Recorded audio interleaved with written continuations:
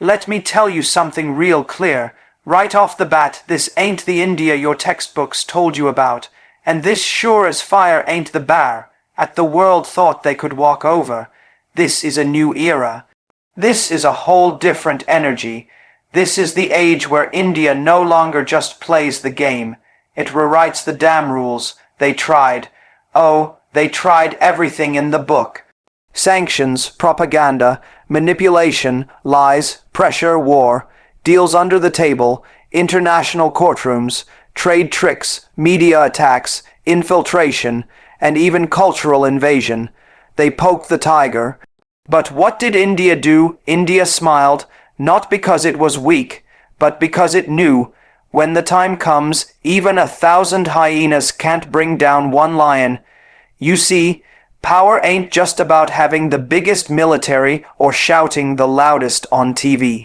Nah, real power is silent, real power is calm, real power is when the whole world knows you could wreck everything, but you choose to build instead. That's the India we talking about today. That's Bharat. People used to say, oh India, that chaotic country with traffic, temples and Bollywood. That's all they saw. That's all they wanted to see. They didn't see the scientists who sent rockets to Mars cheaper than a Hollywood movie. They didn't see the coders who power the biggest tech giants in Silicon Valley. They didn't see the intelligence agencies that stay 10 steps ahead without flashing it on headlines. They didn't see the discipline, the doctrine, the quiet preparations, the ancient mind that moves through modern chaos with godlike precision. Let me break it down for you. India ain't rising. That's an outdated phrase. India has already risen.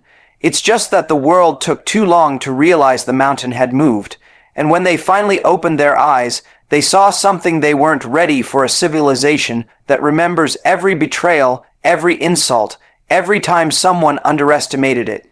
And baby, that kind of memory, that fuels something unstoppable. See, what makes India uncrushable isn't just nukes or satellites or GDP numbers. It's the soul. It's the soul of a people who have been knocked down 100 times but got up every single time, not just to survive, but to thrive. It's the spirit that built civilizations when the rest of the world was still learning how to grow wheat. It's the fire that forged knowledge in Sanskrit before alphabets were born. It's the pulse of 4 billion hearts beating with one truth. Bharat will never bow. Now don't confuse humility with weakness. Just because India didn't retaliate every time it was slapped doesn't mean it can't. It means it knows exactly when to strike. You think when Pakistan crossed the line, India hesitated? No, precision. You think when foreign companies tried to rob India blind, India stood back? No, it built its own, better and cheaper. You think when foreign media painted India as broken, it broke? No. It looked them in the eye and said, "Your words don't define us anymore. Let me paint the picture for you. There's a reason no one, I mean no one, can crush Bharat. You can't crush what you don't understand." And nobody truly understands this land, because it's not just a country, it's a consciousness. It's a billion prayers in 1,000 languages. It's engineers praying in temples before launching satellites. It's farmers who feed millions while touching the soil like it's their mother. It's businessmen making billion-dollar deals with a tilak on their forehead and fire in their eyes. See, the West plays chess. They strategize with pieces and boards. But India plays something deeper, something older. It's not about outsmarting the opponent. It's about outlasting them. It's not about instant reaction. It's about ancient rhythm. The Vedas spoke of cycles. The Mahabharata showed diplomacy and war. The Ramayana taught ethics and strategy. This ain't new. India's been running this game before the game had a name. But what's really shaking the world now is this: India stopped asking for permission.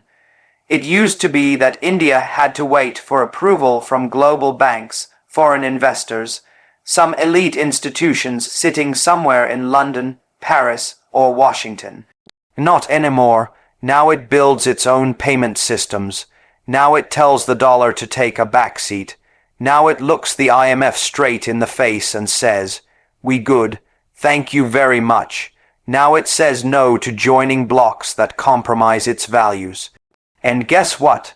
Those same folks who once ignored India are now calling it, begging it to join the table. Why? Because the table don't matter anymore. India became the table. People look at military might as the ultimate measure of power. And yes, India's got that too. From nuclear subs to hypersonic missiles, from AI defense to drone swarms, from mountain warfare to space surveillance, India's defense isn't just a force, it's a message. A message that says, we don't seek war, but if you bring it to our door, you better write your will. But it ain't just about bombs and tanks, it's about brains. India's power is intellectual. When the world's top CEO are Indian, that ain't an accident. That's a legacy. When India builds billion-dollar unicorns every month, that's not hype, that's hunger. That's a country of young minds who ain't waiting for opportunities. They're creating them. You try to suppress that kind of hunger, you better be ready for the consequences. Because this generation, they ain't scared, they ain't silent. They grew up watching their country transform. They grew up watching parents who sacrificed so they could thrive. And now they're ready to pay that debt forward with innovation, leadership, and fire. Let me tell you the real reason no one can crush Bharat. Because Bharat ain't trying to crush anyone. It's building, and builders can't be defeated. You can stop a bullet. You can stop a tank. But you can't stop an idea. You can't stop belief. And India is belief walking on 2 feet. It believes in unity through diversity. In a world falling apart because of identity, India thrives with hundreds of identities and still functions like one body. It believes in family, tradition, science, and spirituality, all at the same damn time. It's not confused, it's complete. That's rare. And when something rare knows its worth, you better respect it. You ever notice how the world reacts when India speaks now? Ain't nobody laughing. Ain't nobody brushing it off. Because when Dr. Jaishankar steps into the room shifts. When India takes a stand at the UN, people listen. When India partners with Africa, South America, Southeast Asia, it's not as a beggar. It's as a brother, a builder, a bridge. And let me say this, India don't just rise for itself, it lifts others. That's what makes it different. It don't invade countries for oil. It don't topple governments for gold. It builds schools, trains engineers, sends medicine, launches satellites for free. That's power with purpose. That's strength with soul. And to all the folks still stuck in the past, thinking India is some soft, spoken, curry-eating third world prayer circle, wake up. That prayer circle now runs quantum computing labs. That curry-fed child now designs missile systems. That village boy now owns $1 billion tech company. That same spiritual land now negotiates $1 billion arms deals and still sings bhajans at dawn. You can't put India in a box because India built the box. People say, but what about the challenges? Oh, India got him. Poverty, yep. Corruption, still fighting it. Pollution, working on it. But don't get it twisted. Acknowledging your problems don't make you weak. It makes you human, and what makes India different is that while others complain, India grinds. While others collapse under crisis, India creates. COVID showed that. India didn't wait for vaccines, it made them. And then sent them to 100+ countries. Who does that? A nation with a spine, a nation with heart, a nation you just can't crush. They say you can judge a nation by how it treats its weakest. Well, India is lifting its villages with digital infrastructure. It's empowering its women with education and startups. It's pushing space missions and rural development in the same breath. It's not perfect, but it's purposeful, and that, right there, is the mark of destiny. So, next time someone asks you, why can't anyone crush India? You look them in the eye and say, because India ain't something you conquer. It's something you understand, and if you don't understand it, don't mess with it. Because this ain't just a republic, it's a 10,000-year-old civilizational flame still burning, still evolving, still ready to light up the world. And if you think you can outplay that, outlast that, outfight that, you better pack lunch, baby. Because this game just started, and India just took the lead. Bharat Mata Ki Jai. It marked the birth of India's assertive military doctrine backed by innovation. Bharat doesn't bark, it builds, and that's why the world's scared in silence. While many nations compete to dominate headlines, flexing fleets and flaring tempers, India is laying foundations that run deeper than optics. It's not chasing noise, it's cultivating impact. And what terrifies the world more than a loud power is a quiet one that doesn't need to prove itself, but changes the global calculus anyway. India isn't broadcasting strength, it's demonstrating it, through decisions that don't seek applause but shift tectonic plates beneath the world order. Through strategies that don't need validation but result in recalibration. Through moves that are felt, not seen. That's where the world's discomfort comes from. Not from India's roars, but from its silence. The silence that built INS Arihant, a nuclear submarine that vanishes into oceanic shadows, yet secures deterrence against any strike. The silence that crafted Agni, V missiles, reaching intercontinental range without any fanfare.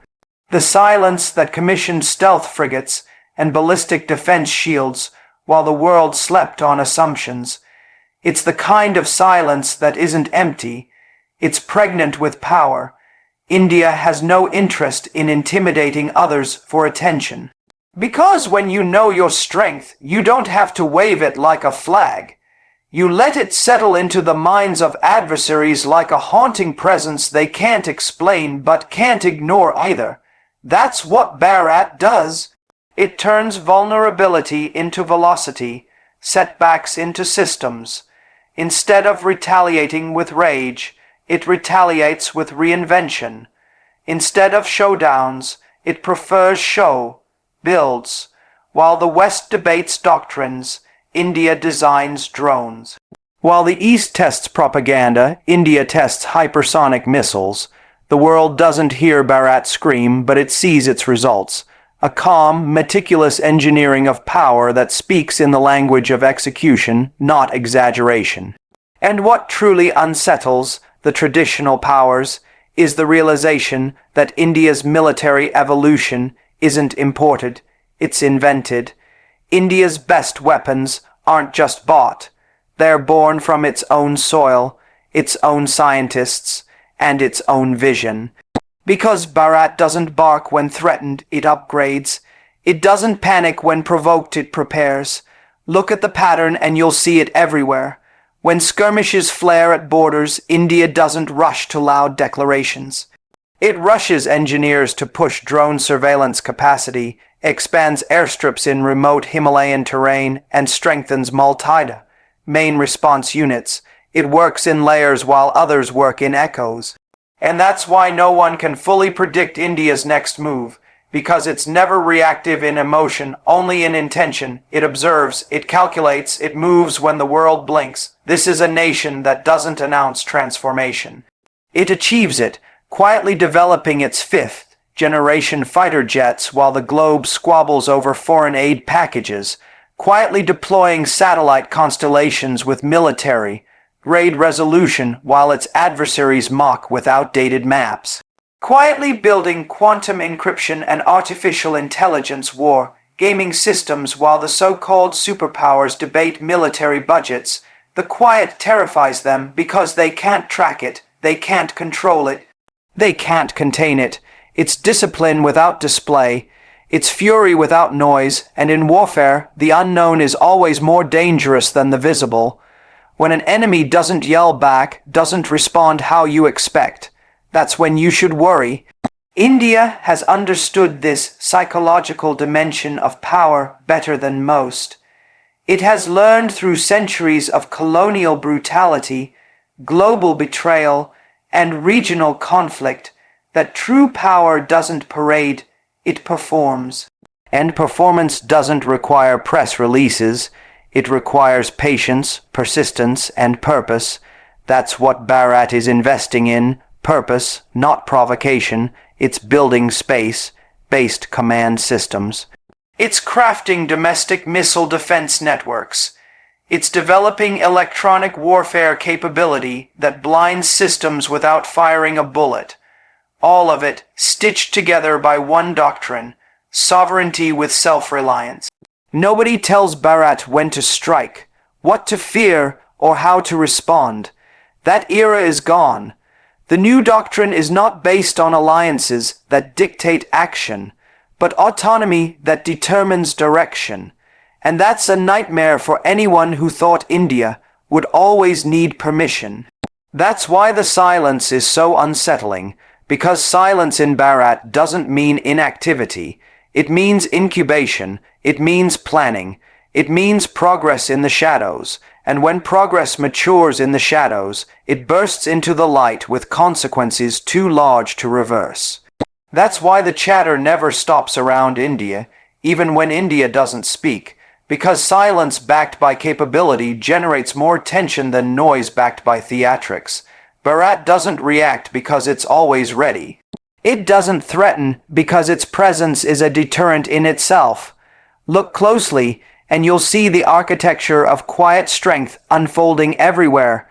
When foreign powers tried to muscle India through sanctions and coercion, India didn't cry foul, it built alternatives. RuPay cards over Visa, UP over SWIFT, 5G ecosystems made at home, fighter jet engines reverse, engineered in its own labs, all of it done with minimal rhetoric and maximal results. That's why people are uncomfortable. Because Bharat didn't march to their tune, it composed its own, and in doing so, exposed the hollowness of the system they thought was unbeatable. In every corner of defense, from sea to sky, India is replacing dependency with dominance. Not the kind that boasts on international stages, but the kind that watches quietly while others boast. Because it knows when the curtain falls, it will still be standing. This nation understands that power without performance is just noise, and performance without preparation is luck. But Bharat believes in neither noise nor luck. It believes in silent design, slow burn, and decisive outcomes. Even India's diplomacy follows the same principle. It doesn't yell in UN chambers, it whispers in corridors that matter. It doesn't chase validation from the West, it earns respect from the global South. It doesn't beg for inclusion in cliques, it creates networks of influence that don't rely on anyone's approval. This calm confidence, this clarity without chaos, is what shakes those who have relied on disruption and dominance to define strength. Bharat is flipping that definition. It is making stillness the new strategy. It is making discipline the new dominance. It is making character the new command. And nothing reflects this more than India's doctrine of strategic restraint. Because let's be real, India has the power to escalate at any moment. It has the warheads, it has the reach, and it has the might, but it holds back not because it can't, but because it chooses to. That kind of restraint isn't weakness, it's warning. It says, don't mistake our silence for surrender. Don't mistake our delay for doubt. When we move with finality. That doctrine changes the balance of power because it puts maturity at the center of might. And no superpower built on noise can ever be comfortable around maturity it can't manipulate. When India launched an anti-satellite weapon and took down one of its own satellites in low Earth orbit, it didn't trumpet it. But every spacefaring nation felt the tremor.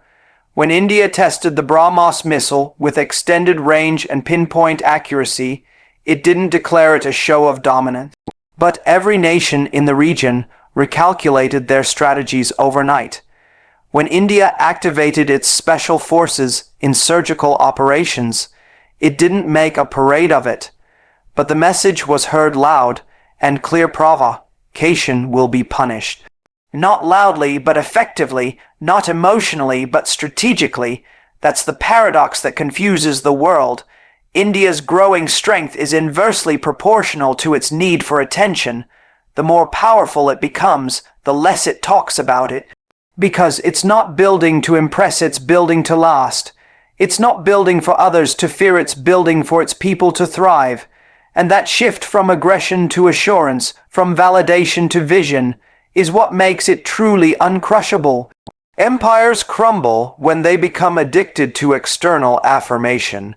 Civilizations rise when they become addicted to internal alignment. India is in alignment now, militarily, economically, diplomatically, and psychologically. And that alignment is not loud. It's precise, it's measured, it's deliberate. It's in the factories producing indigenous artillery systems. It's in the cyber command centers scanning every threat in real time. It's in the shipyards building aircraft carriers without foreign dependence. It's in the minds of officers trained not just in combat, but in consciousness. This isn't just a military doctrine. It's a national character now. Bharat isn't chasing chaos, it's mastering calm, and calm mastery is the most dangerous kind because it can't be provoked, it can't be baited, it doesn't act out of ego, it acts out of design, a design that took decades of humiliation, conflict, and learning to perfect. A design that refuses to be reactive, that refuses to be reckless, that refuses to be reduced to the level of its provocateurs. That's what makes Bharat unbreakable, because it has learned not just how to win, but how to wait. And in waiting it builds. In building it becomes inevitable. And when a nation becomes inevitable, it doesn't need to bark to be heard.